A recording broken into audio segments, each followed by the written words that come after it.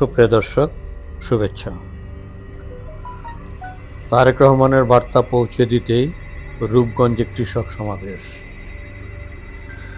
কৃষি নির্ভর বাংলাদেশ এবং কৃষি রপ্তানি নির্ভর বাংলাদেশ গড়তে তারেক রহমানের কৃষক বাঁচলে দেশ বাঁচবে বার্তাটি কৃষকদের মাঝে পৌঁছে দিতে নারায়ণগঞ্জের রূপগঞ্জে কৃষক সমাবেশের আয়োজন করেন জেলা কৃষক দলের সভাপতি ডাক্তার শাহীন।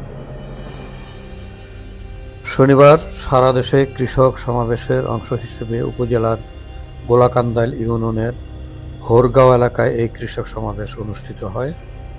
এ সময় সমাবেশে বিএনপির ভারপ্রাপ্ত চেয়ারম্যান তারেক রহমানের পক্ষে লিখিত বক্তব্য পাঠ করা হয় এবং কৃষকদের বিভিন্ন প্রশ্নের উত্তর দেন নেতৃবৃন্দ। সভায় বক্তব্য রাখেন জেলা কৃষক দলের সদস্য সচিব রিফাত খান, ঢাকা বিভাগের কৃষকদের সাংগঠনিক সম্পাদক দীপু হায়দার খান, কেন্দ্রীয় কৃষক দলের ক্ষুদ্র ও কুটির বিষয়ক সম্পাদক আবদুল্লাহ আল নাইম, কেন্দ্রীয় কৃষক দলের সহ সাংগঠনিক আসিফ মুস্তফা সহ আরও অনেকে। এ সময় বক্তারা বলেন, তারেক রহমানের বার্তা পৌঁছে দিতেই সারা দেশে এই কৃষক সমাবেশের আয়োজন করা হয়েছে। বিএনপি ক্ষমতায় আসলে জিয়াউর রহমান ও বেগম খালেদা জিয়ার মতো তারেক রহমান ও কৃষকদের কল্যাণে কৃষি নির্ভর বাংলাদেশ গড়বেন। আরও বলেন, তারেক রহমান যদি দেশে থাকতেন তাহলে তিনি নিজেই সশরীরে আপনাদের কাছে আসতেন এবং বক্তব্য রাখতেন। কিন্তু তার উদ্যোগেই আজ সারা দেশে কৃষকদের সংগঠিত করার লক্ষ্যে এই সমাবেশ অনুষ্ঠিত হচ্ছে।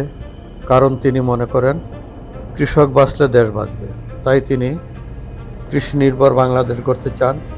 তিনি বলেন, পতিত শেখ হাসিনা সরকারের আমলে দেশে কৃষকদের কোনো মূল্য ছিল না। তারা তাদের কষ্টার্জিত ফসলের মূল্য পায়নি, বরং দেশের 2/3 খেটে খাওয়া মানুষকে বিনা কারণে জেলে যেতে হয়েছে। পুলিশ ও আদালতে টাকা খরচ করতে করতে নিঃস্ব হতে হয়েছে। সমাবেশ থেকে আগামী নির্বাচনে দেশকে রক্ষা করতে ধানের শীষের বিজয় নিশ্চিতের জন্য সবাইকে প্রস্তুত হওয়ার আহ্বান জানানো হয়। Nafiz Ashraf, TNN TV 24।